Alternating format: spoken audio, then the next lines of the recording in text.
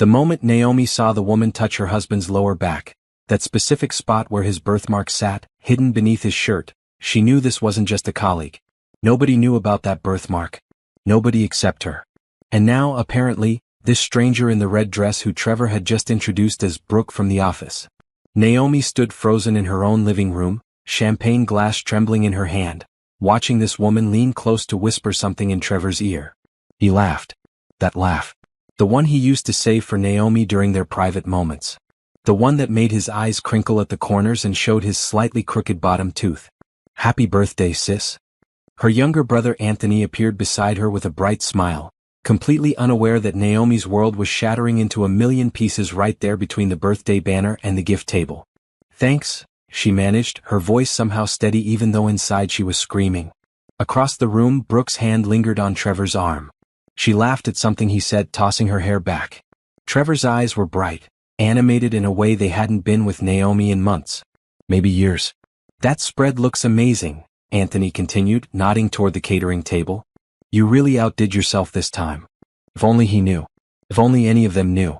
Naomi had spent 3 weeks planning this party.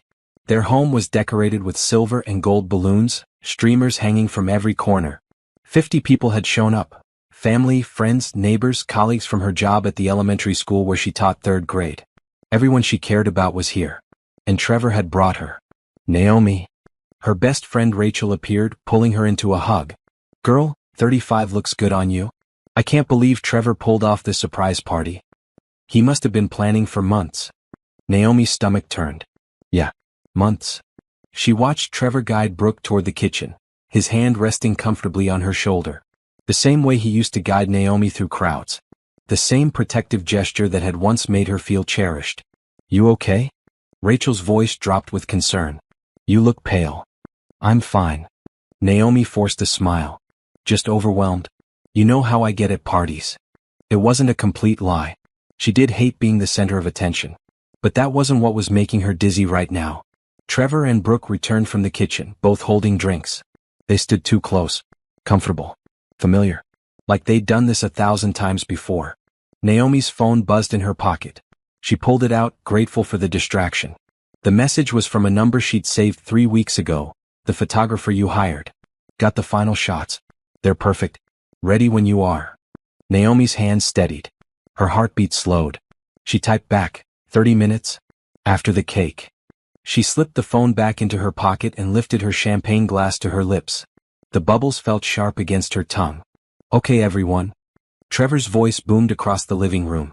He'd always been good at commanding attention. Good at performance. Good at lies apparently. I think it's time we bring out the birthday cake. The crowd cheered. Naomi watched as her mother-in-law wheeled out the cart from the kitchen. On top sat a beautiful 3-tiered cake, covered in smooth white fondant with delicate sugar flowers cascading down the sides. It had cost her $800. Worth every penny. Speech. Speech. Someone called out. Trevor wrapped his arm around Naomi's waist, pulling her close. She could smell his cologne, the expensive one she'd bought him for Christmas. The one Brooke was probably also familiar with. My beautiful wife, Trevor began, and Naomi felt everyone's eyes on them. 35 years ago, the world became a brighter place. Naomi, you are the kindest, most patient, most loving person I know. These 15 years of marriage have been the best of my life. Naomi felt Brooke's eyes on them from across the room. Was she uncomfortable? Jealous? Or was this all part of their game? You've given me everything, Trevor continued, his voice thick with emotion that might have been real or might have been another performance. A beautiful home. Unconditional love. A partnership I treasure every single day. The room filled with ahs and applause. Naomi looked directly at Brooke. Their eyes met. For just a second, Brooke's smile faltered. Good. So let's cut this cake, Trevor said, handing Naomi the knife, and celebrate the most amazing woman I know. Naomi took the knife. Its weight felt good in her hand. Solid. Real. Actually, she said, her voice clear and steady, before we cut the cake, I have something to say. Trevor looked surprised but pleased. Of course, baby. It's your day. Naomi looked around the room at all the faces she loved.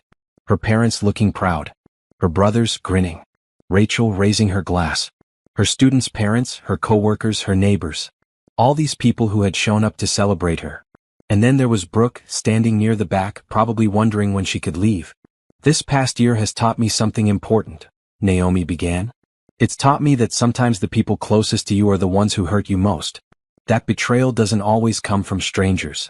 Sometimes it comes from the person sleeping next to you every night. Trevor's smile froze. A few people shifted uncomfortably.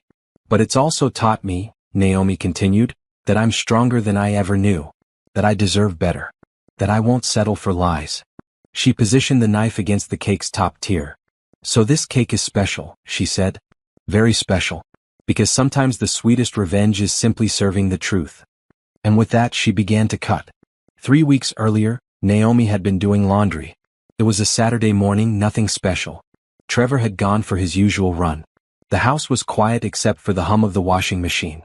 Naomi was sorting through Trevor's gym bag, pulling out sweaty clothes when she found the phone. Not his regular phone. A second phone. It was small, cheap-looking, tucked into the inside pocket of his bag. The kind of phone you bought at a convenience store with cash. The kind of phone you used when you didn't want someone to know what you were doing. Naomi sat down on the laundry room floor, staring at the device in her hands. She should put it back. Pretend she never saw it. Trust her husband of 15 years. But her fingers were already pressing the power button. The screen lit up. No password. Trevor had been arrogant enough to think he'd never get caught. The messages loaded. Hundreds of them. All from one contact saved as B. Missing you already. Last night was incredible. Can't wait to see you tonight. I bought that thing you like. Trevor, I love you. When are you going to tell her? Naomi's vision blurred. She scrolled up, reading messages that went back 8 months. 8 months of I love yous, and late-night plans and intimate details that made her stomach turn. There were photos too. Brooke, because of course she'd gone snooping enough to figure out the full name from the messages, was younger than Naomi. Maybe 30. Pretty, with long dark hair and a bright smile. In the photos she wore Trevor's shirts. She sat in restaurants Naomi recognized. She posed in hotel rooms that Trevor must have paid for with money from their joint account. One photo made Naomi's breath catch. It was Trevor and Brooke together, tangled up in bed sheets, both smiling at the camera. Happy. In love. The caption read, 6 months with my everything. 6 months ago, Trevor had told Naomi he needed to work late more often. A new project he'd set. Important clients. She'd believed him. She'd made him packed lunches and told him she was proud of his dedication. Naomi sat on that laundry room floor for an hour, reading through every message, looking at every photo. Her hands shook. Her chest hurt. But her mind was surprisingly clear. She wasn't going to cry. Not yet. Instead, she took photos of everything with her own phone. Screenshots of messages, photos of photos. Evidence. Then she carefully powered down the burner phone and tucked it back exactly where she'd found it. When Trevor came home from his run, sweaty and cheerful, Naomi was in the kitchen making breakfast. Morning beautiful, he said, kissing her cheek. French toast? You're the best. Naomi smiled. Anything for you. The words tasted like acid. That afternoon, while Trevor watched football, Naomi sat in their home office with her laptop. She opened a private browsing window and started researching. Divorce lawyers. Private investigators. Financial planning. How to protect herself. How to get out. She found a lawyer named Patricia Henderson who specialized in cases like hers. Strong reputation. Known for getting her clients what they deserved. Naomi sent an email requesting a consultation. The response came within an hour. They could meet Monday morning. Sunday dinner was at Trevor's parents' house like always. Naomi sat at the table, passing dishes and laughing at jokes, while Trevor's mother bragged about her son's recent promotion. His father clapped him on the back, proud. His sister talked about how she wanted a marriage just like Trevor and Naomi's. You two are couple goals, she sighed. 15 years and still so in love. Naomi cut her chicken into small, precise pieces. We've worked hard at it. Under the table, Trevor squeezed her hand. She squeezed back even though touching him now made her skin crawl. Monday morning, Naomi called in sick to work. She met Patricia Henderson at her downtown office. Patricia was in her 50s, sharp-eyed and direct. She listened while Naomi showed her the screenshots, explained the situation, didn't interrupt once. When Naomi finished, Patricia leaned back in her chair. How do you want to handle this? She asked. I want everything, Naomi said. Her voice didn't shake. The house, half his retirement, half of everything we've built. And I want him to know that I'm not someone he can discard. Patricia smiled. I can work with that. But confronting him privately versus publicly, That's your choice. Some clients prefer quiet divorces. Others want their partners to feel the shame they've caused. Naomi thought about all those messages. All those lies. Brooke wearing Trevor's clothes. Trevor telling another woman he loved her while Naomi packed his lunches. My birthday is in 3 weeks, Naomi said slowly. Trevor is planning a surprise party. Big one. He's already invited everyone we know. Patricia raised an eyebrow. And I think I'd like to add one more surprise to the evening. They spent the next 2 hours going over details. Patricia would have papers ready. Naomi would document everything. They'd move fast once the confrontation happened. One more thing, Naomi said as she stood to leave. I want to hire a private investigator. I want to know exactly who Brooke is, where she works, everything. Patricia nodded and wrote down a name and number. That week, Naomi played the perfect wife. She smiled when Trevor came home. She asked about his day. She let him hold her at night even though it made her want to scream. The private investigator, a woman named Dana, worked fast. Within days, Naomi had a full report. Brooke Patterson, age 31, worked at the same company as Trevor. Not his department but close enough. She was single, lived alone, had no idea Trevor was married. That detail surprised Naomi. She'd assumed Brooke was a knowing participant. But according to the messages Dana had uncovered, Trevor had told Brooke he was divorced. That he and Naomi had separated years ago but still lived together for financial reasons. That he was just waiting for the right time to make it official. Naomi read the report in her car, parked outside a grocery store. So Brooke was a victim too in a way. But that didn't change anything. Naomi wasn't responsible for protecting the other woman. She was responsible for protecting herself. She drove home and started planning the party. Trevor thought he was being sneaky, organizing everything behind her back. But Naomi had found the group chat he'd started with their friends.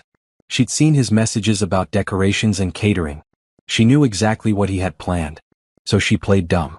She acted surprised when he asked what she wanted to do for her birthday. She suggested maybe just a quiet dinner. She watched him lie to her face, saying that sounded perfect, all while knowing he'd invited 50 people to their home. And then Naomi made her own plans. She contacted a custom baker, a woman who specialized in unique cake designs. Naomi explained exactly what she wanted. Layers of cake with special compartments between them. Edible paper with printed images and text. A beautiful exterior hiding devastating truth.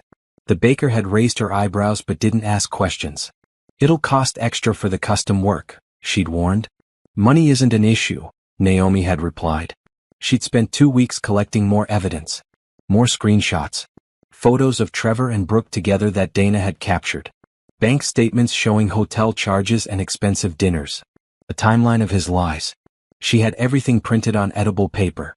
The baker would place them between the cake layers, protected by thin sheets of chocolate so they wouldn't bleed through.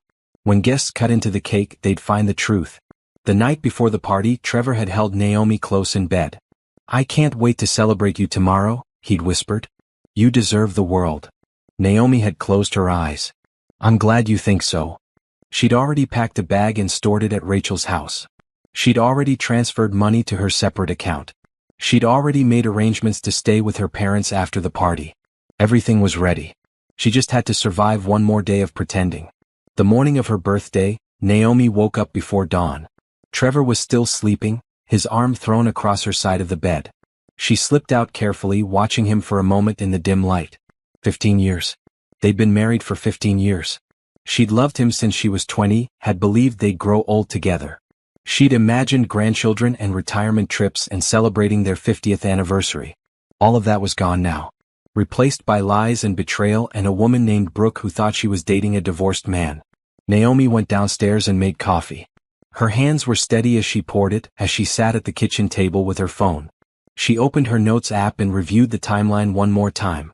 6 p.m., guests arrive 6:30 p.m., Trevor brings Brooke, he doesn't know I know. 7:30 p.m. cake cutting 7:45 p.m., truth revealed 8 p.m. serve divorce papers 8:15 p.m. leave. Simple. Plain. Devastating. Her phone buzzed. A text from Patricia. Papers are ready. My assistant will deliver them to your house at 8 p.m. Are you sure you want to do this? Naomi typed back, I've never been more sure of anything. Another text, this one from Dana. Trevor met Brooke last night. Dinner at Marcello's. Left together at 10 p.m. Thought you should know. Naomi set down her coffee cup. Last night. While she'd been finalizing party details and trying on her dress, Trevor had been with his mistress. Probably told Brooke he had to work today, had to help with some friend's party. The anger that surged through her was clean and cold. Good. She'd need that today. Trevor came downstairs around 8, yawning and stretching. "Happy birthday, baby," he said, wrapping his arms around her from behind. 35 looks good on you. Thank you. Naomi leaned back into the embrace, playing her part. Any special plans for today? She felt him tense slightly. Well, I thought maybe we could do a nice dinner tonight. I made reservations at that Italian place you love. The lie came so easily to him. Naomi wondered how many other lies she'd believed over the years. That sounds perfect, she said, turning to kiss his cheek. You're so thoughtful. They spent the morning running errands. Trevor kept checking his phone, probably coordinating with people about the party. Naomi pretended not to notice. She bought fresh flowers for the house, picked up her dress from the dry cleaner, smiled and chatted like everything was normal. At noon, Rachel called. Hey girl. Happy birthday. Want to grab lunch? Actually, Naomi said, glancing at Trevor, that would be great. Trevor, you don't mind if I spend a few hours with Rachel, do you? Of course not, he said, probably relieved to have time to set up. Take your time. Enjoy your day. Naomi met Rachel at their favorite cafe. They sat outside, the autumn sun warm on their faces. You seem different, Rachel said, studying her over her salad. I can't put my finger on it, but something's changed. Naomi took a sip of her iced tea. Can you keep a secret? Rachel leaned forward. Always. Tonight is going to be interesting. The party? Trevor told me about it. He's so excited, Naomi. He's been planning for weeks. I know. Naomi set down her glass. And I've been planning too. She told Rachel everything. The burner phone. The messages. Brooke. The 8 months of lies. The private investigator. The lawyer. The cake. Rachel's eyes grew wider with each detail. When Naomi finished, her best friend sat back in her chair, speechless. You're really going to do this? Rachel finally asked. In front of everyone? He brought his mistress to my party, Rachel. He had the audacity to invite the woman he's been sleeping with to my birthday celebration. He doesn't get a private, dignified exit. Rachel was quiet for a moment, then nodded slowly. You're right. He doesn't. And I'll be there for you. Whatever you need. I need you to not look shocked when it happens, Naomi said. I need at least one person in that room who knows what's coming. Done. Rachel reached across the table and squeezed Naomi's hand. I'm proud of you, you know. A lot of women would just take him back after some tears and promises. I'm not a lot of women. They finished lunch and went back to Naomi's house around 3. Trevor's car was gone, probably picking up last-minute supplies or meeting Brooke to coach her on the evening. Inside, the house was already transformed. Balloons covered the ceiling. Streamers hung from every doorway. A banner reading, Happy Birthday Naomi, stretched across the living room wall. The catering table was set up, ready for food. Trevor had done a good job, Naomi had to admit. If she hadn't known about Brooke, she would have been touched by the effort. I'm going to head home and get ready, Rachel said.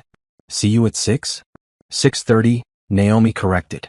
Trevor told everyone 6, but I know he'll want people arriving before I get surprised.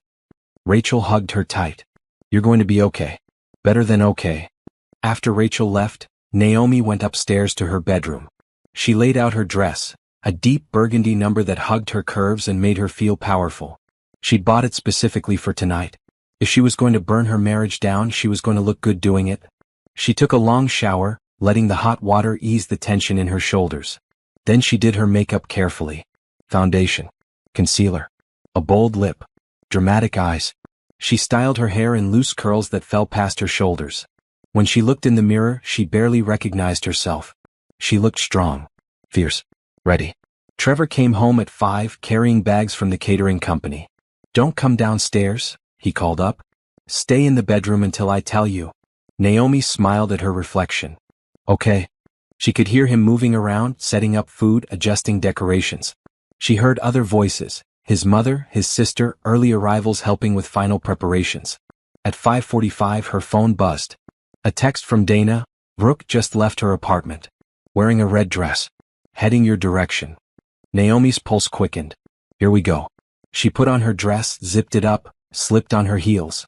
She looked at herself one more time. Happy birthday to me, she whispered. Downstairs, she could hear the house filling with people. Voices. Laughter. Music starting to play. Trevor called up, "Stay up there just a few more minutes." Naomi sat on the edge of her bed and pulled out her phone. She opened her banking app and confirmed everything was in order. Her separate account was funded. Her direct deposit had been changed to that account starting next week. The house was in both their names, but Patricia had assured her she'd get it in the divorce. Another text from Patricia. "My assistant is on standby. Just text now, when you're ready for the papers." At 6:15 Trevor finally called up, "Okay baby, come down." Naomi stood, smoothed her dress and took a deep breath. She walked down the stairs slowly, each step deliberate. The lights were off. She reached the bottom step and suddenly everyone jumped out. Surprise. The lights blazed on. The living room was packed with people, all smiling and cheering. Naomi let herself look shocked, bringing her hands to her mouth, eyes wide. "Oh my God," she exclaimed. "I can't believe this." Trevor appeared through the crowd, grinning widely. He pulled her into a hug. "Happy birthday, sweetheart. You deserve this." Over his shoulder, Naomi scanned the room. She saw her parents, her brothers, Rachel giving her a subtle nod. She saw neighbors and coworkers and friends. And then she saw her, Brooke, standing near the back in that red dress, holding a glass of wine, watching Trevor and Naomi with an expression Naomi couldn't quite read. Trevor pulled back and gestured around. "Everyone's here for you. All your favorite people." "All of them?" Naomi asked, looking directly at Brooke. "Everyone," Trevor confirmed, oblivious. Naomi smiled. "Then let's have a party." 2 days before the party, Naomi had sat in the small bakery across town watching the baker work. The woman's name was Simone, and she'd been running this shop for 20 years. She'd seen everything, she'd told Naomi. Wedding cakes for couples who'd never make it to their first anniversary. Birthday cakes for children whose parents couldn't stand each other. Celebration cakes for people celebrating the wrong things. "But this," Simone had said, carefully lifting a sheet of edible paper, "this is a first." On the paper was a printout of a text message. "Trevor, I'll tell Naomi soon. I promise. Just need the right time." "Brooke, you said that 2 months ago. I love you, but I can't keep being the secret." "Trevor, you're not a secret. You're my future. Naomi's my past. Trust me." Simone had placed the edible paper on top of the first cake layer, then covered it with a thin sheet of dark chocolate. Then another layer of cake. "The chocolate will keep everything separate," she'd explained. "The paper won't get soggy. When someone cuts through, they'll slice through the chocolate and the paper will be readable." "Perfect," Naomi had said. They'd worked for hours building the 3-tiered cake. Each layer had its own set of revelations. Bottom tier, screenshots of bank statements showing hotel charges, expensive dinners, jewelry purchases. 8 months of Trevor spending their money on another woman. Middle tier, photos. Trevor and Brooke together. Kissing. In bed. Happy. The timestamps showed dates when Trevor had told Naomi he was working late, on business trips, too tired to go out. Top tier. More messages. The ones where Trevor told Brooke he loved her. Where he called her, the one. Where he said Naomi meant nothing to him anymore, that he was only staying for financial reasons. Each revelation was printed on edible paper and sealed between layers with chocolate barriers. Simone had stepped back when they finished, examining their work.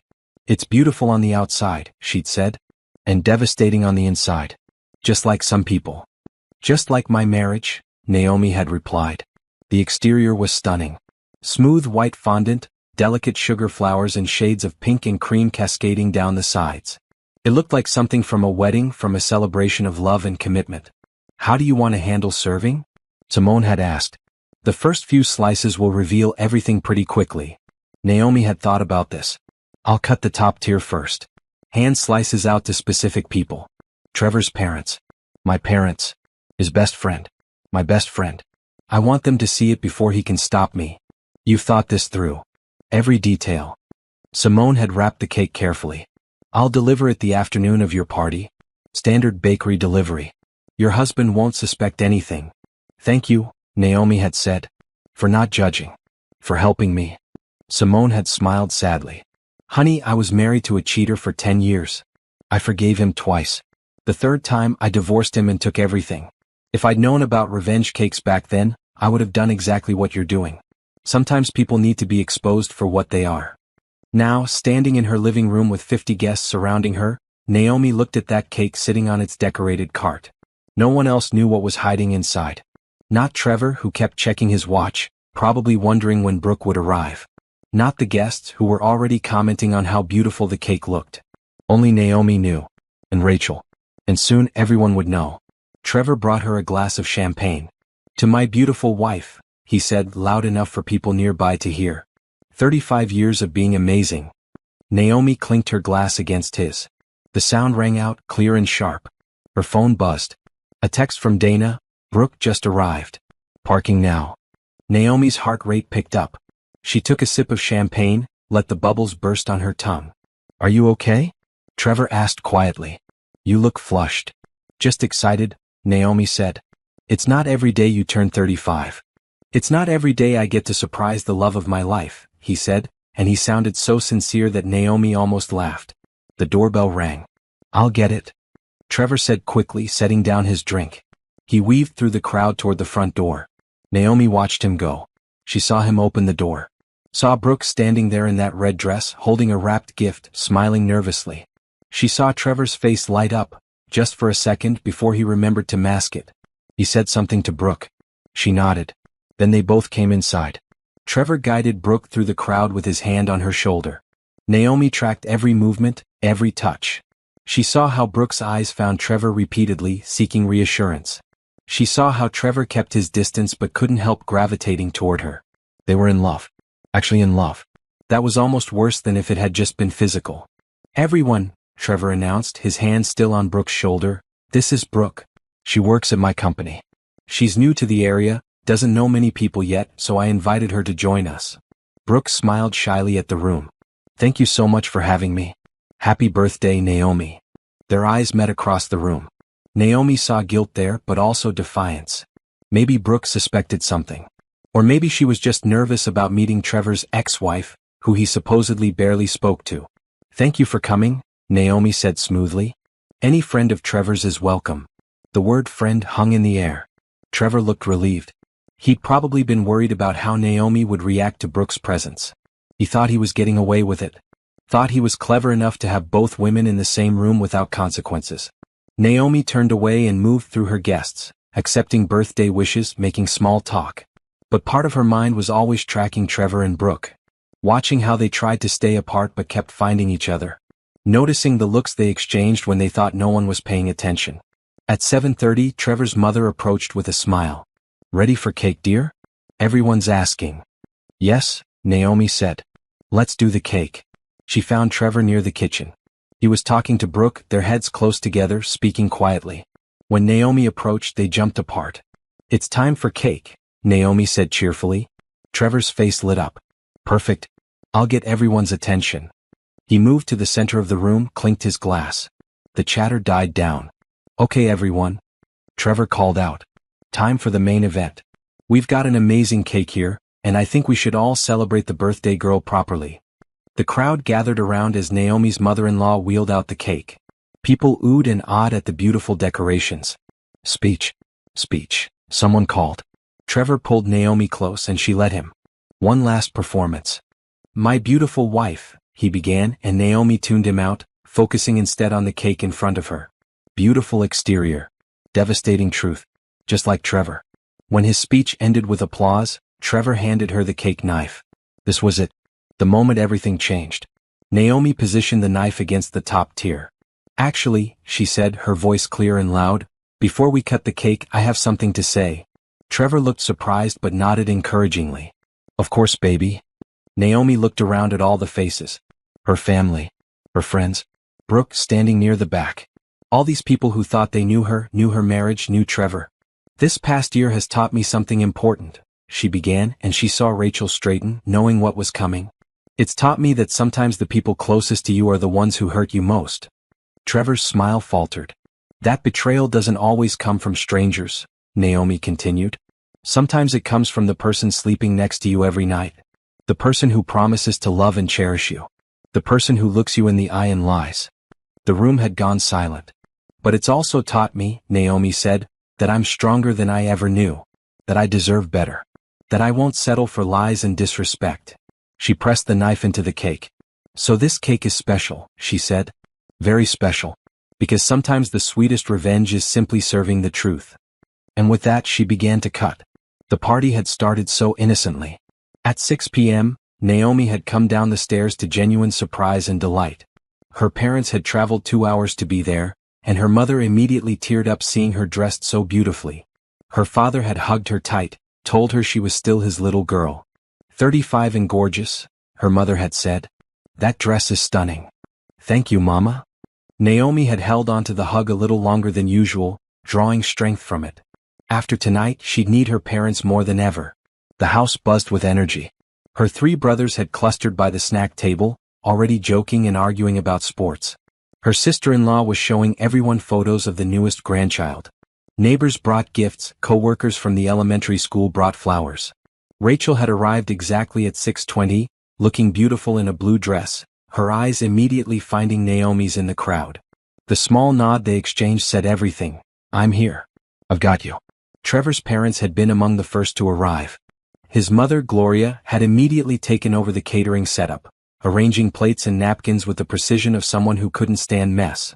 His father, Harold, had clapped Trevor on the back repeatedly, proud of his son for throwing such a nice party. You picked a good one, Harold had said to Naomi, gesturing at Trevor. Takes care of his wife. Naomi had smiled and said nothing. Trevor's sister Madison had arrived with her fiancé, bubbling with excitement. This is amazing, Naomi. Trevor really outdid himself. He certainly did, Naomi had agreed. For the first hour, Naomi had let herself float through the party. She'd accepted hugs and birthday wishes. She'd laughed at jokes and admired gifts. She'd posed for photos with her family, with her friends, with Trevor's arm around her waist. If anyone had watched closely, they might have noticed that Naomi's smiles never quite reached her eyes. That she held herself with a strange tension. That she kept checking her phone. But no one was watching that closely. They were all having too much fun. Trevor had been the perfect host. He'd made sure everyone had drinks. He'd introduced people who didn't know each other. He'd told funny stories about Naomi, about their marriage, about their adventures together. Remember that time in Mexico? He'd said to a group gathered around him. When Naomi tried to order food in Spanish and accidentally told the waiter she wanted to eat his shoe? Everyone had laughed. Naomi had laughed too, remembering that trip from 7 years ago. Back when they'd been happy. Or at least back when she'd thought they were happy. She'd been circulating through the living room when her phone buzzed with Dana's first text about Brooke arriving. Naomi had excused herself to the bathroom, locked the door, and stared at her reflection. Her makeup was perfect. Her dress fit beautifully. She looked put together, confident, successful. She wondered if she'd still look like that in an hour. When she'd come back downstairs, Trevor was opening the front door. And there was Brooke. Naomi had frozen at the bottom of the stairs, watching the exchange. Brooke had handed Trevor something, a gift beautifully wrapped. Trevor had said something that made Brooke laugh. Just for a second, his hand had touched her lower back, that intimate gesture, before he'd caught himself and pulled away. Then they'd both turned and come inside. Naomi had watched Trevor introduce Brooke around the room. This is Brooke from the office. New to the area, thought she could use some friends. The lie was so smooth, so practiced. Brooke had played her part too. She'd shaken hands and smiled politely. When someone asked how she knew Trevor, she'd said they worked in the same building, barely knew each other really, but he'd been kind enough to invite her. But Naomi had seen the truth. She'd seen how Brooke's eyes found Trevor constantly. How she touched her neck nervously when Trevor's parents talked to her. How she positioned herself across the room but at an angle where she could always see him. Rachel had appeared at Naomi's side. That's her? She'd whispered. That's her. She's younger than I expected. Aren't they always? Rachel had squeezed Naomi's arm. You don't have to do this. We can leave right now. File the papers quietly tomorrow. But Naomi had shaken her head. Yes, I do. He brought her here. To my party. To my home.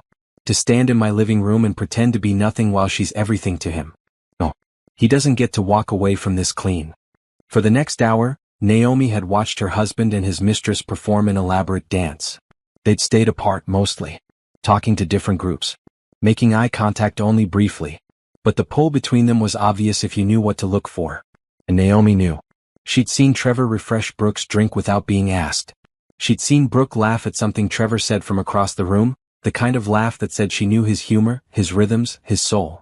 She'd watched Trevor's hand brush Brooke's arm when he passed by her, so quick most people wouldn't notice. But Naomi noticed everything. She'd positioned herself strategically, talking to guests who gave her a clear view of both Trevor and Brooke. She'd watched as Trevor's mother Gloria had engaged Brooke in conversation, probably interrogating her about her job, her family, her intentions, not knowing that this pleasant young woman was sleeping with her son. Poor Gloria. She was about to have a terrible night. Naomi had found herself standing next to her father at one point. He'd put his arm around her shoulders. "You doing okay, sweetheart? You seem distant." "Just overwhelmed," she'd said, which wasn't entirely a lie. "It's a lot of people." "Your mother and I are so proud of you," he'd said. 35 years old, beautiful marriage, wonderful career. You've built a good life." Naomi had blinked back unexpected tears. "Thanks, Daddy. And Trevor, he's a good man. Takes care of you. Works hard.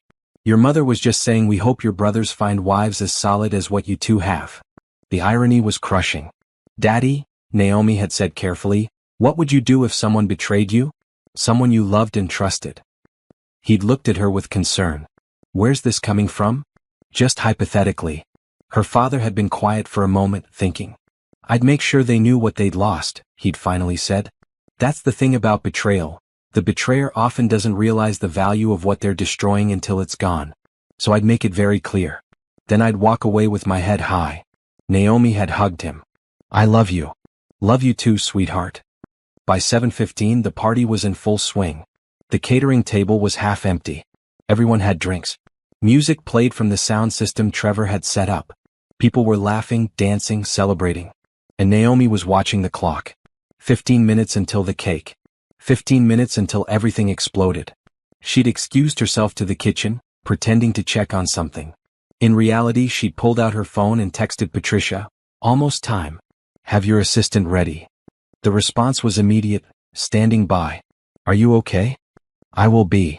Naomi had splashed cold water on her wrists, an old trick to calm down. She'd reapplied her lipstick.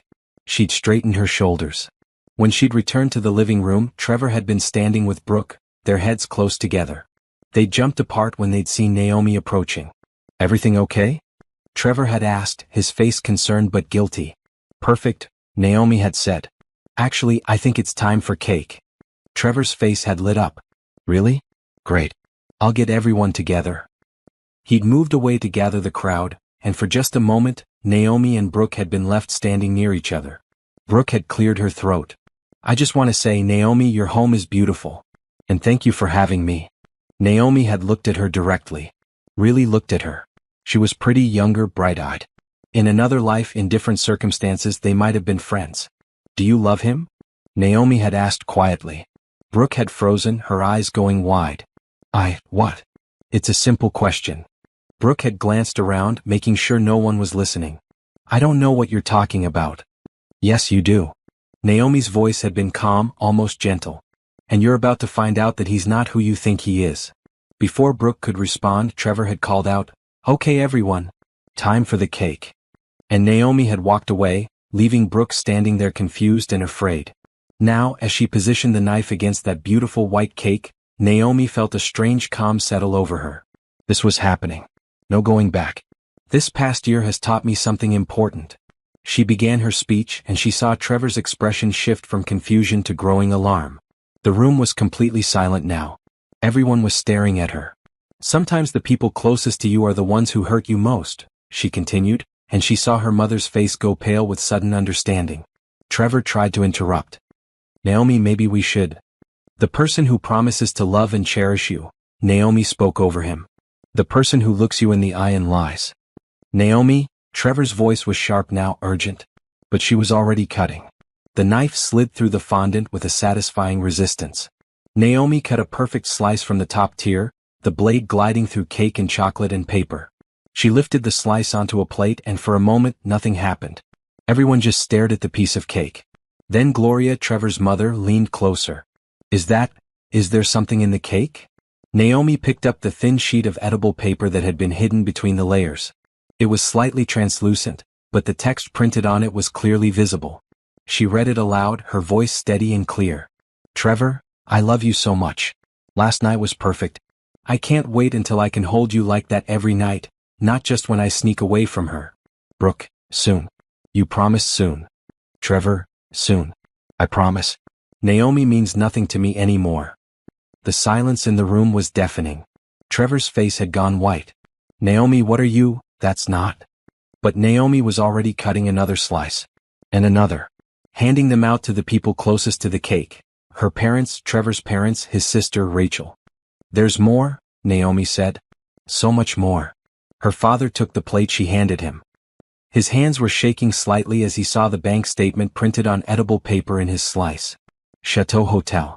$450. Cartier. $1,200. Antonio's Restaurant. $300. The dates were highlighted. Each one corresponded with a night Trevor had told Naomi he was working late. Gloria's slice contained a photo.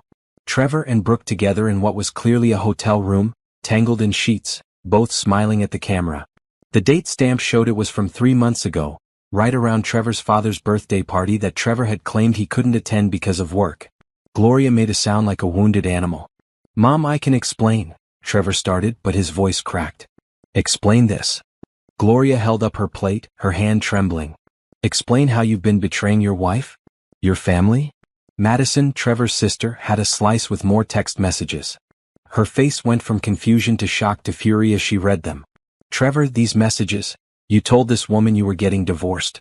You've been lying to everyone. Trevor looked around the room wildly, like he was searching for an escape route. His eyes landed on Brooke, who was backing toward the door, her face pale. This is a misunderstanding, Trevor said desperately. Naomi, can we please talk about this privately? Why? Naomi asked calmly. You didn't mind bringing your mistress into our home publicly. Why should we discuss your betrayal privately? She cut more slices. Each one revealed another piece of evidence. More messages. More photos. More receipts. She handed them out methodically, making sure key people saw everything. One of Trevor's co-workers got a slice with a photo of Trevor and Brooke at the office Christmas party. The one Trevor had told Naomi was business only, no spouses invited. Naomi's mother received a slice with a message where Trevor complained about having to pretend to be happy with Naomi while really being in love with Brooke. Each revelation was a bomb going off. People gasped. Some started crying. Others just stared in shock. 8 months, Naomi announced to the room. 8 months of lies. 8 months of him sneaking around, spending our money on hotels and gifts for her. 8 months of me being made a fool. Naomi, please, Trevor begged. He was crying now, actual tears running down his face. I'm sorry. I made a mistake. We can work through this. A mistake. Naomi laughed, but there was no humor in it. A mistake is forgetting our anniversary. A mistake is being late to dinner. 8 months of sleeping with another woman is not a mistake. It's a choice. Multiple choices. Every single day. She looked at Brooke, who had frozen near the door. Did you know he was married? Brooke's mouth opened and closed. He said you were divorced. That you just lived together for financial reasons. He said it was over between you. Does this look over?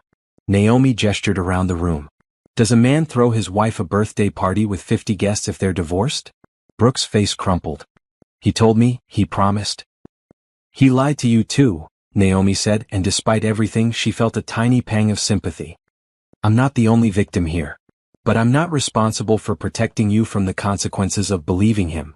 Trevor moved toward Naomi, his hands outstretched. Baby, please. We can fix this. We can go to counseling. I'll end things with Brooke right now. I'll do whatever it takes. Naomi stepped back. Don't touch me. 15 years, Trevor sobbed. 15 years of marriage. You're going to throw that away. I'm not throwing it away, Naomi said coldly. You already did that. I'm just making sure everyone knows what you threw away and why. The doorbell rang. Perfect timing. Rachel moved to answer it, and a woman in a business suit entered, carrying a folder. Patricia's assistant. Naomi Sterling? The woman asked. That's me. I have documents for you. She handed Naomi the folder, then turned to Trevor. And these are for you, Trevor Sterling. You've been served. Trevor took the papers with shaking hands. What are these? Divorce papers? Naomi said simply. Filed this morning. You'll notice I'm asking for the house, half of your retirement, half of all marital assets, and alimony. My lawyer thinks I have a strong case, given the evidence of your infidelity and misuse of marital funds. Trevor's knees buckled. He actually sank down onto the couch, the papers falling from his hands. Gloria picked them up, scanning through them. Good, she said sharply. Give her everything, Trevor. You deserve to lose it all. Mom? Don't mom me. Gloria's voice shook with rage. I raised you better than this. Your father and I have been married 42 years. 42 years of loyalty and respect. And you can't even manage 15 without destroying everything? Harold, Trevor's father, hadn't said a word through all of this. He just stood there looking at his son like he didn't recognize him. Finally he spoke, his voice quiet but hard. You're not the man I thought you were. Those words seemed to break something in Trevor. He put his face in his hands and began to sob, loud, ugly crying that echoed through the silent room. Brooke was crying too, still frozen by the door. I didn't know, she kept saying. I swear I didn't know. Naomi's mother came to her side, wrapping an arm around her daughter's waist. Baby, are you okay? I will be, Naomi said. And she meant it. She looked around at the faces in the room. Sympathy. Anger, mostly directed at Trevor. Her father was red-faced with fury, being held back by her brothers who looked equally enraged. Madison was crying, apologizing to Naomi over and over. Co-workers were whispering to each other, some already pulling out phones. This would be everywhere by tomorrow. Social media. Work gossip. Everyone would know. Good. Let them know. Let them know exactly who Trevor Sterling really was. I think, Naomi said calmly, the party's over. She walked to the door, Rachel immediately at her side. Her mother grabbed her purse and coat. Her father was already heading toward the exit, her brothers following. Naomi, wait. Trevor lurched up from the couch. Please don't go. Don't leave like this. We need to talk. She turned back one last time. Trevor was a mess, tears and snot and desperation. Brooke was slumped against the wall, mascara running down her face. Gloria and Harold looked devastated. Madison looked disgusted. There's nothing to talk about, Naomi said. My lawyer will be in touch. Don't contact me. Don't come to my parents' house. Don't show up at my work. If you do, I'll file for a restraining order. You're staying at your parents'? Trevor asked desperately, like knowing that detail mattered somehow. That's none of your concern anymore. She walked out the door, down the steps, toward her car where Rachel was already waiting. Her parents followed, her brothers creating a protective barrier. Behind her, she could hear the party dissolving. People leaving. Voices raised. Trevor calling her name. But Naomi didn't look back. She got in the passenger seat of Rachel's car. She'd known she wouldn't be in any shape to drive. Rachel started the engine. You okay? Rachel asked softly. Naomi was quiet for a moment. Then, ask me tomorrow. As they pulled away from the house, away from the life she'd built, away from 15 years of marriage, Naomi felt something unexpected. Relief. The first 48 hours after the party were a blur. Naomi had stayed at her parents' house that night, sleeping in her childhood bedroom with its faded wallpaper and old swimming trophies. Her mother had sat with her until almost 3 a.m., not saying much, just being present. Her father had paced downstairs, muttering about teaching that boy a lesson. Her brothers had wanted to go back and confront Trevor. Naomi had to talk them out of it. Let him sit in that house alone, she'd said. Let him think about what he's lost. That's punishment enough. By Saturday morning, her phone had exploded with messages. Co-workers, friends, people she hadn't spoken to in years. Everyone had heard what happened. Some had been at the party. Others had heard from people who'd been there. A few had seen videos, because of course someone had recorded parts of it. Naomi had turned off her phone. Patricia called her parents' landline Sunday morning. How are you holding up? I'm alive, Naomi had said. Good. That's step one. Now we need to talk strategy. Trevor's lawyer has already reached out. He wants to negotiate. There's nothing to negotiate. That's what I told them. But they're going to try to paint this as a mutual breakdown of the marriage. They'll claim you publicly humiliated him, that your methods were extreme, that you're acting out of spite rather than legitimate grievance. Naomi had felt anger flare hot in her chest. He brought his mistress to my birthday party. I know. And we have evidence of 8 months of infidelity and financial infidelity. We have screenshots, photos, bank statements. You documented everything perfectly. But they're going to fight, Naomi. They have to. Trevor doesn't want to lose everything. Too bad. Patricia had chuckled. That's the spirit. Listen, don't respond to any messages from him. Don't answer if he calls. Everything goes through lawyers now. And if he shows up anywhere you are, you document it. Photos, witnesses, everything. Understood. One more thing, Patricia had said carefully. The other woman, Brooke. Her lawyer also contacted me. Naomi had gone still. Why? She wants to meet with you. Says she wants to apologize in person to explain her side. Absolutely not. That's what I figured. I'll let them know. After Patricia hung up, Naomi had sat in her parents' kitchen, staring at her cold coffee. Her mother had been at church. Her father had been in his workshop in the garage. The house was quiet. For the first time since the party, Naomi had let herself cry. Really cry. Big, ugly sobs that came from somewhere deep in her chest. She'd cried for the marriage she'd thought she had. For the future she'd imagined. For the trust that had been shattered. But she hadn't cried for Trevor. Not really. She'd cried for herself, for the time she'd wasted, for the fool she'd been. When her mother came home and found her at the kitchen table, red-eyed and exhausted, she'd simply held her daughter and let her fall apart. By Monday, Naomi had to return to reality. She couldn't hide at her parents' house forever. She had to go back to work, face her colleagues, deal with the aftermath. The elementary school where she taught third grade had been her sanctuary for 7 years. She loved her students, loved teaching, loved the routine and structure of it. But walking through those doors Monday morning felt like walking into a firing squad. Every teacher knew. The administrative staff knew. Even some of the parents had heard through the grapevine. She could feel eyes on her, hear whispers die down when she passed. In the teacher's lounge, conversation stopped when she entered. Then Sandra, the music teacher, broke the silence. Naomi, honey, we're so sorry. If you need anything at all. I'm fine, Naomi had said automatically. Really? I just want to focus on work. But the day had been difficult. Students asking why she seemed sad. Parents giving her sympathetic looks at pickup. Fellow teachers treating her like she was made of glass. At lunch, Rachel had pulled her aside. How are you really doing? I don't know, Naomi had admitted. I swing between feeling strong and powerful and feeling like a complete idiot. How did I not know for 8 months? What was wrong with me that he needed someone else? Stop. Rachel's voice was firm. Nothing was wrong with you. He's broken. He's weak. He wanted everything, the stability of marriage and the excitement of an affair. That's on him, not you. Everyone's staring at me. Let them stare. You did something incredible, Naomi. You didn't take him back. You didn't forgive him. You exposed him and walked away. Do you know how rare that is? Naomi had shrugged. I don't feel brave. I feel destroyed. You can be both. That evening, back at her parents' house, Naomi had finally turned her phone back on. The messages were overwhelming. She'd scrolled through them, deleting most without reading. But one made her stop. It was from Gloria, Trevor's mother. Naomi, I know you probably don't want to hear from me, but I need you to know I'm on your side. What Trevor did is unforgivable. Your father-in-law and I are heartbroken and disgusted. We raised him better. I'm so sorry. If you need anything, please call. You'll always be family to us. Naomi had stared at that message for a long time. Then she typed back, thank you. That means more than you know. There was also a message from Madison, Trevor's sister. I'm so sorry, Naomi. I can't believe my brother did this. I told him he's dead to me until he figures out how to be a decent human being. You deserved so much better. Love you. At least she hadn't lost everyone. Wednesday night, Naomi had been helping her mother with dinner when the doorbell rang.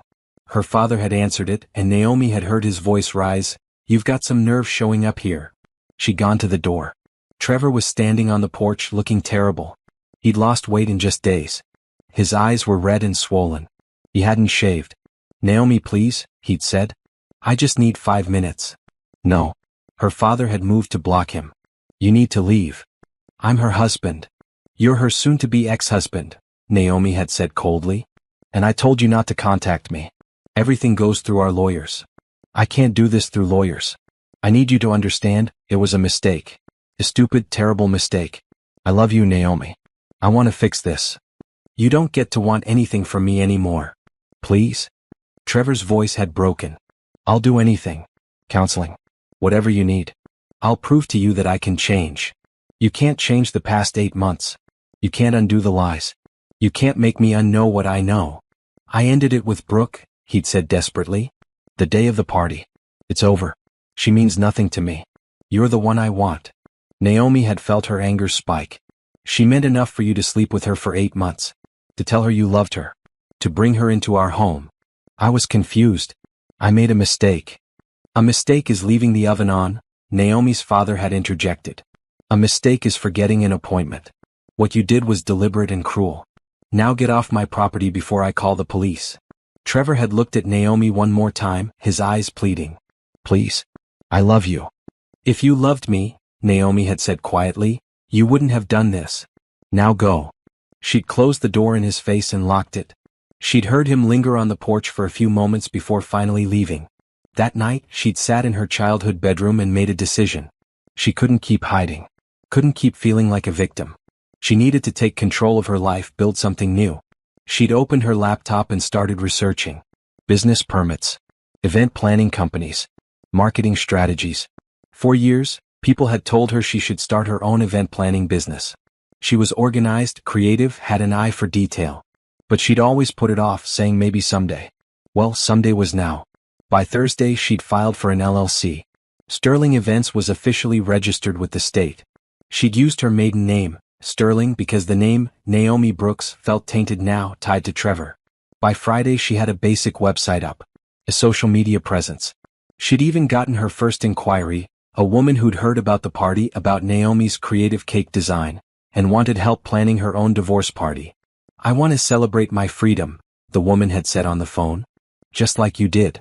Naomi had taken the job. 2 weeks after the party, Patricia called with an update. Trevor's fighting the divorce terms. His lawyer claims you're asking for too much, that the public humiliation you caused damages his earning potential, that you should split everything 50-50. He damaged his own earning potential by being a cheater. Agreed. We're prepared to go to court if necessary. But Naomi, I have to warn you, it might get ugly. They're going to try to make you look vindictive. They'll bring up the cake, the public confrontation, everything. Let them. I have 8 months of evidence. What do they have? A hurt ego. Patricia had laughed. You're going to be fine, Naomi? Better than fine. And for the first time since discovering Trevor's burner phone, Naomi believed it. She was going to be fine. Better than fine. She was going to be free. 1 month after the party, Naomi moved out of her parents' house and into her own apartment. It wasn't much, a 2-bedroom in a complex across town, furnished with items from Target and second-hand stores. But it was hers. No shared history. No ghosts of memories. Just clean, empty space that she could fill however she wanted. Rachel had helped her move in along with Naomi's brothers. They'd hauled boxes and assembled furniture and ordered pizza. Her mother had brought curtains and plants. Her father had installed new locks, muttering about security the whole time. This is good, Rachel had said, surveying the living room. Fresh start. New chapter. Naomi had stood in the middle of her new space, surrounded by unpacked boxes, and felt something she hadn't felt in weeks. Hope. The divorce was moving forward. Trevor had tried to contest the terms multiple times, but Patricia was ruthless. Every time his lawyer pushed back, she produced more evidence. More photos. More receipts. More messages. Trevor's reputation was in ruins. Word had spread at his company about the affair. HR had launched an investigation into the relationship since Brooke worked there too. While they were in different departments, there were concerns about workplace conduct. Brooke had quit 3 weeks after the party. Naomi had heard through the grapevine that she'd moved back home to Chicago, humiliated and heartbroken. Naomi didn't feel bad for her. She didn't feel anything for her, really. Brooke had been a symptom, not the disease. The disease was Trevor's inability to be faithful, to be honest, to value what he had. Sterling Events was growing faster than Naomi had anticipated. The divorce party woman had posted about her experience on social media, and the post had gone viral. Suddenly, Naomi was getting calls from all over the state. Women who wanted to celebrate endings. Who wanted to mark new beginnings. Who wanted someone who understood what it felt like to rebuild. I'm calling you because you get it, one client had said. You're not some happily married person telling me it'll all be okay. You've been through it. You survived. That's who I want planning my fresh start. Naomi had also gotten calls for traditional events. Weddings, birthdays, anniversaries. Apparently, her attention to detail and creative planning was impressive, even when it came to revenge cakes. She'd hired an assistant, a young woman named Sophie who was organized and enthusiastic. She'd rented a small office space. She'd invested in proper equipment and supplies. Teaching had been her identity for years, but this, building something of her own, helping women celebrate strength instead of heartbreak, this felt right. She'd taken a leave of absence from the school, telling the principal she needed time to sort out her personal life. He'd been understanding, had told her the door was always open if she wanted to return. But Naomi wasn't sure she would. 6 weeks after the party, Trevor signed the divorce papers. Patricia called Naomi with the news. He gave you everything. The house, the retirement, alimony. He didn't fight anymore. His lawyer said he just wanted it over. Naomi had felt a strange mix of triumph and sadness. So it's done? Pending the judge's signature, but yes. You're free. Free. The word had echoed in Naomi's mind for days after that call. She'd gone to the house, her house now, for the first time since the party. Trevor had moved out, taken his things, left the keys on the counter. Walking through those rooms had been surreal. Ghosts everywhere. The kitchen where they'd cooked together. The living room where they'd watched movies. The bedroom where they'd slept side by side for 15 years, where she trusted him completely while he lied every single day. She'd walked through each room saying goodbye to the memories. Then she'd called a real estate agent. I want to sell it, she'd said. Everything. Start fresh. The house went on the market the next week. The offer came in 10 days later. Above asking price. Some young couple thrilled about the neighborhood and the updates. Naomi had signed the papers without hesitation. Her apartment was temporary. Once the house sale went through, she'd have enough for a down payment on something new. Something that was just hers. Something with no history. Meanwhile, Sterling events continued to grow. She planned a 50th anniversary party for a couple who'd been married longer than Naomi had been alive. She'd organized a birthday bash for a woman turning 40 who wanted to celebrate the best decade yet. She'd even helped plan a wedding which had been bittersweet but beautiful. Each event she poured herself into. Each celebration was a reminder that joy existed, that love could work, that endings could be beautiful and beginnings could be exciting. 3 months after the party, Naomi was at a networking event for small business owners. She'd been reluctant to go, still not great with crowds, still not entirely comfortable with attention. But Sophie had insisted it would be good for business. The event was at a downtown gallery, wine and cheese and people in business casual making connections.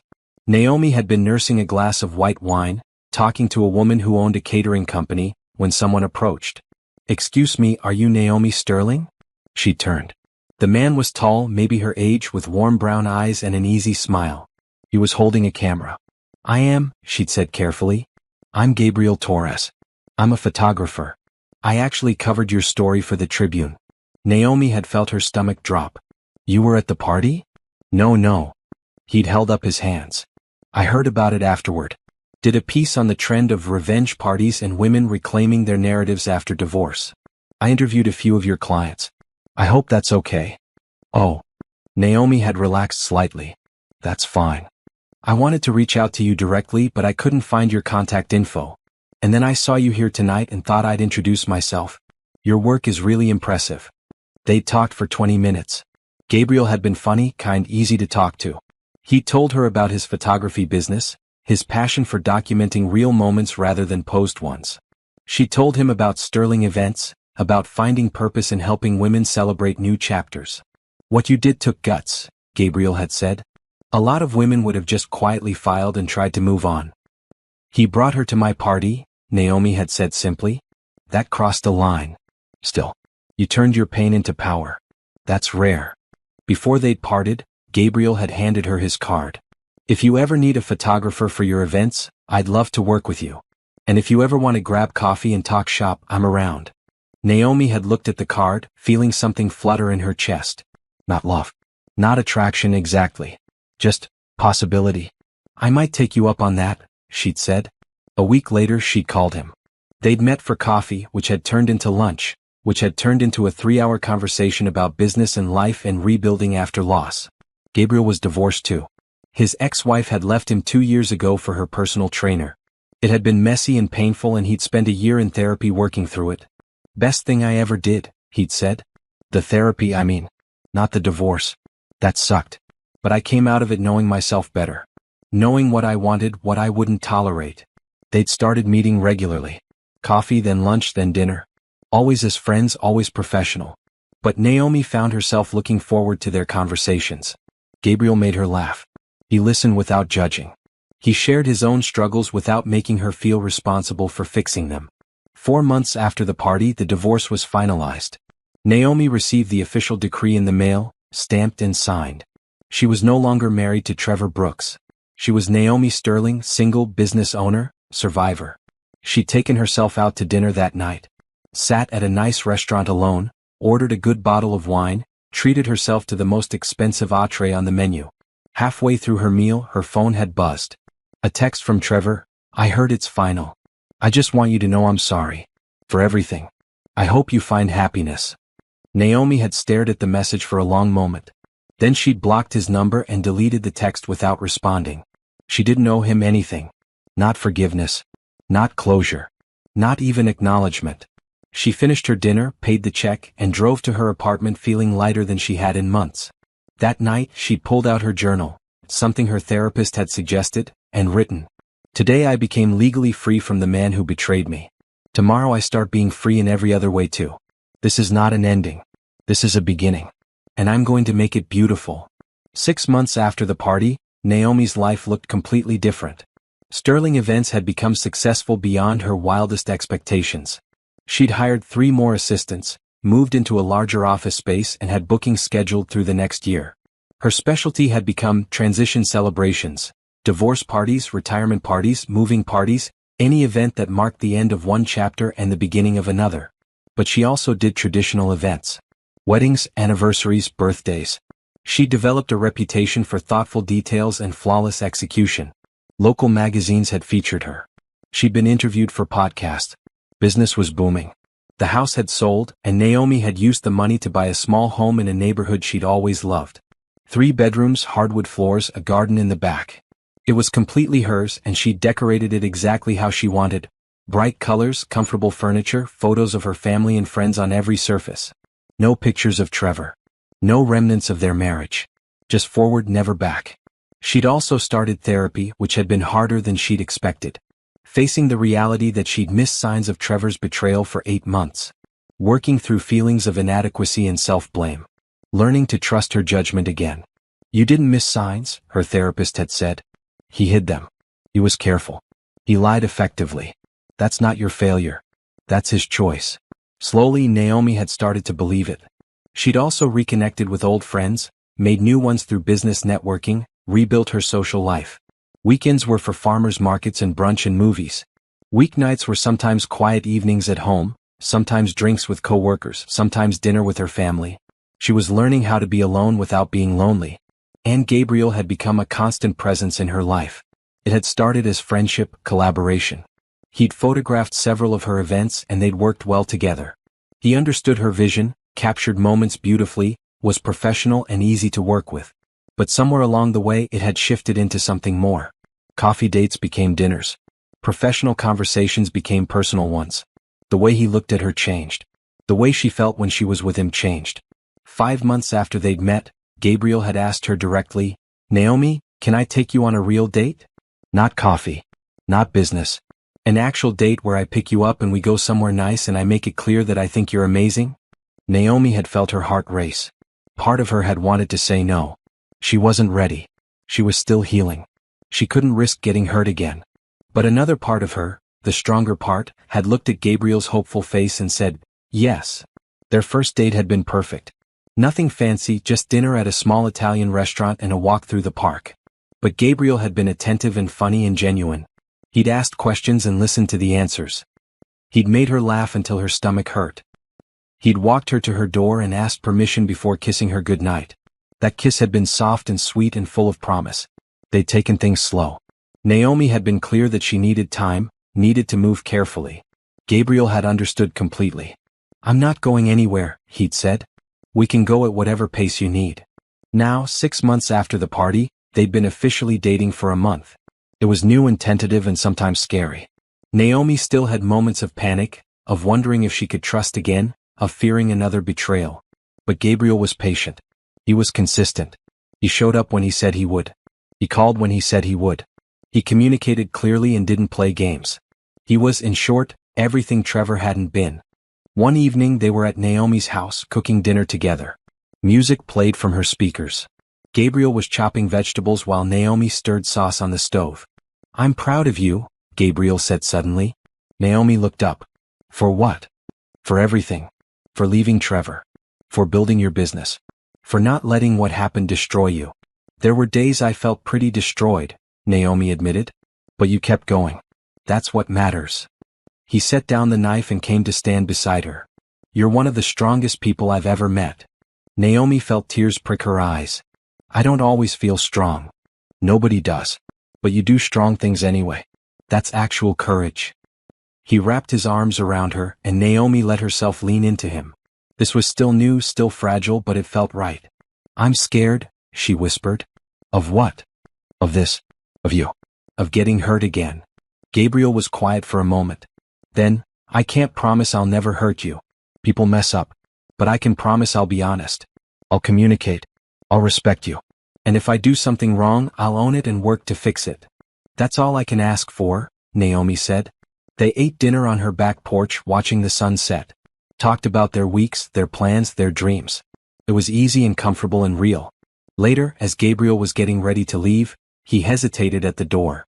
"So, I have something to ask you," he said. "Okay.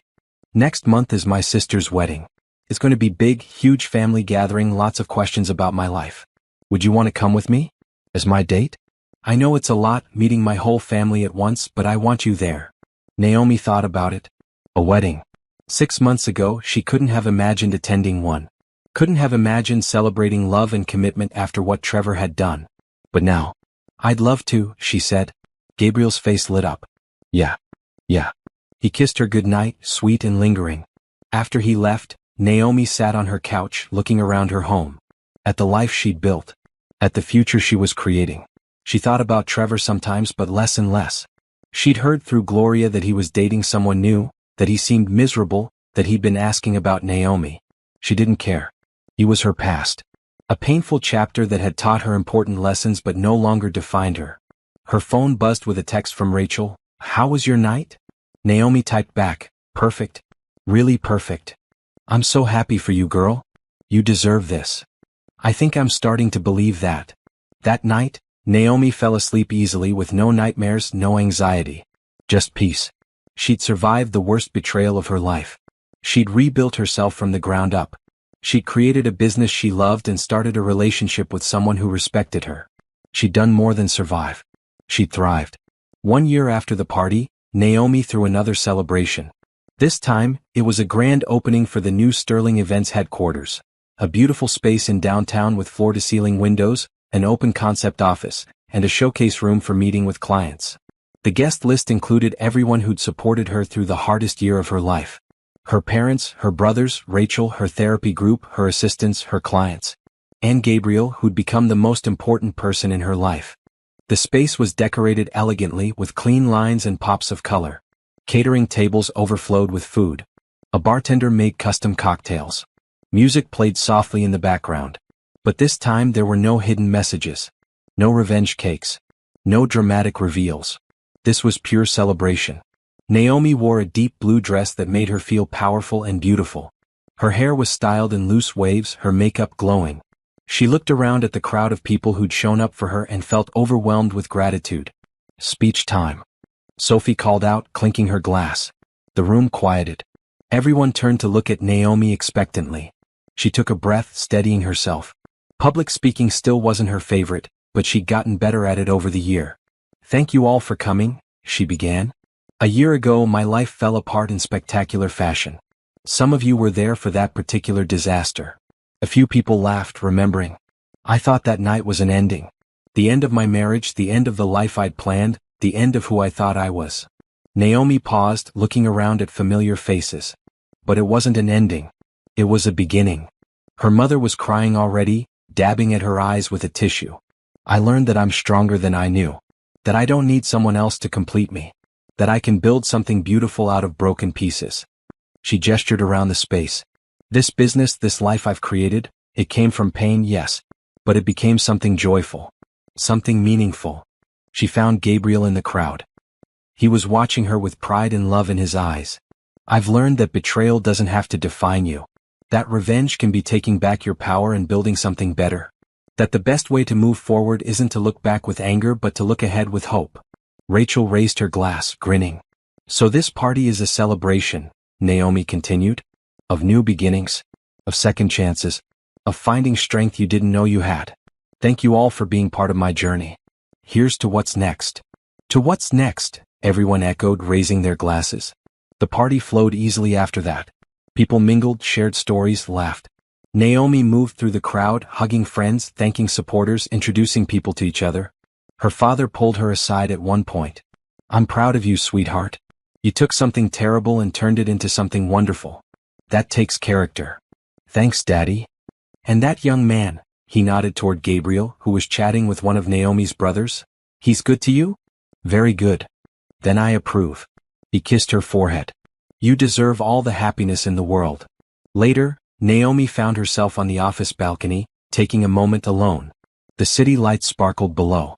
The sounds of the party drifted out through the open door. Gabriel joined her, handing her a fresh glass of wine. "Hey," he said softly. "You okay?" "More than okay." Naomi leaned against the railing. "I was just thinking about where I was a year ago. How destroyed I felt. How I couldn't imagine ever being happy again. And now I'm standing in my own business headquarters, surrounded by people I love, with an amazing man by my side." She turned to look at him. "Now I'm happy. Actually, genuinely happy." Gabriel set down his glass and pulled something from his pocket. A small box. Naomi's heart skipped. "Gabriel?"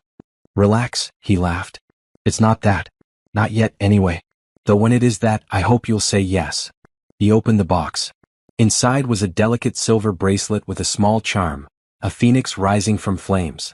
"I saw this and thought of you," Gabriel said, taking the bracelet out and fastening it around her wrist. "You rose from the ashes of your old life and became something even more beautiful." Naomi looked at the bracelet, touched beyond words. "Thank you. It's perfect." "You're perfect," Gabriel said, pulling her close. "Well, not perfect. Nobody is. But you're perfect for me." Naomi laughed. "Smooth. I try." They stood there for a moment, holding each other, watching the city. Inside, the party continued. Music and laughter and the sound of people enjoying themselves. "Can I tell you something?" Naomi asked. "Anything. I'm glad it happened. The betrayal, the divorce, all of it." She felt Gabriel tense slightly in surprise. "I'm not glad Trevor hurt me. But I'm glad I found out. Glad I didn't waste more years on someone who didn't value me. Glad I got pushed to build this life instead of staying comfortable in a mediocre one." "That's a healthy perspective," Gabriel said. "It took a lot of therapy to get here," Naomi admitted. "But I mean it. If Trevor hadn't betrayed me, I'd still be teaching third grade, going through the motions of a marriage that was dead, never knowing I could do something like this." She gestured toward the office. "Never knowing I could feel like this." Gabriel kissed her temple. "You deserve to know. You deserve better than what he gave you." "I know that now." They went back inside to rejoin the party. Rachel immediately pulled Naomi onto the makeshift dance floor. Her brothers made embarrassing toasts. Her mother kept taking photos. Sophie organized party games that everyone participated in, laughing and competitive. At one point, Naomi found herself talking to a potential client, a woman in her 50s who just finalized her divorce after 30 years of marriage. "I saw your story," the woman said. "About the party, the cake, everything. It inspired me. I'd been thinking about taking him back because 30 years, that's a lot to throw away." "But you didn't?" Naomi asked. "No. I thought about what you did. How you valued yourself enough to walk away. And I realized I deserved the same. So I signed the papers and now I'm here wanting to plan my own celebration." "I'd be honored to help," Naomi said. They exchanged business cards and the woman squeezed Naomi's hand. "Thank you. For showing women that we can be strong. That we don't have to accept betrayal just because we've invested time." After she walked away, Gabriel appeared with another drink. Another client? Another woman finding her strength. "That's what you do now," Gabriel observed. "You help women see their own power." "Is that what I do?" "Yeah. Sterling Events isn't just about parties. It's about marking transformations. Celebrating courage." "That's pretty amazing, Naomi." She smiled, feeling warmth spread through her chest. "I like who I've become. I like who you've become too." The party wound down around midnight. People started saying their goodbyes, hugging Naomi, congratulating her again. Her parents were the last to leave, her mother fussing over cleaning up, her father making sure she had someone to walk her to her car. "Gabriel's here," Naomi assured them. "I'm fine. Go home, get some rest." After everyone left, Naomi and Gabriel and her assistants cleaned up. They wrapped leftover food, broke down tables, swept floors. It was peaceful work, winding down after the high of the celebration. Finally, it was just Naomi and Gabriel. They sat on the floor of the empty office, backs against the wall, looking at the space that represented everything Naomi had built. 1 year, Gabriel said. 1 year from total devastation to this. That's incredible. It doesn't feel real sometimes, Naomi admitted. Like I'm going to wake up and still be in that house with Trevor, still teaching, still living that small life. But you're not. This is real. You're real. What you've built is real. Naomi leaned her head on his shoulder. I've been thinking about something. What's that? Trevor reached out last month. Through Gloria. Wanted to know if we could talk, if I'd forgiven him, if there was any chance. Gabriel went still. And? I told Gloria no. I'm not interested in hearing from him. Not now, not ever. He's part of my past, and that's where he's staying. How did that feel? Good. Really good. Like closing a door that's been cracked open for too long. They sat in comfortable silence for a while. Then Naomi spoke again. You know what the best revenge is? What? This life. This happiness. The fact that I'm not just surviving but thriving. That I built something meaningful. That I'm with someone who respects me. That's the real revenge. Not needing him, not wanting him, not even thinking about him most days. Gabriel kissed the top of her head. Living well is the best revenge. Exactly. They locked up the office and walked to their cars. The city was quiet at this hour, peaceful. So, Gabriel said, your place or mine tonight? Naomi pretended to think about it. I like my bed. Your bed is pretty great, Gabriel agreed. They drove in separate cars to Naomi's house. Inside, they got ready for bed together, a routine they'd settled into over the past few months. It felt domestic and comfortable and right. In bed, Gabriel pulled Naomi close. Happy? He murmured into her hair. Incredibly, she answered honestly. She fell asleep thinking about how different her life was from what she'd imagined a year ago. She'd thought she'd be married to Trevor forever. Thought she'd spend her life teaching, living in that house, comfortable and complacent. Instead, she was a business owner. A survivor. A woman who'd faced betrayal and come out stronger. Someone who'd learned her worth and refused to settle for less than she deserved. The revenge cake had been satisfying. Watching Trevor's face as the truth came out had been vindicating. The divorce had been empowering. But this life she'd built, this love she'd found, this version of herself she'd become, this was the real victory. Sweet, lasting, and entirely her own.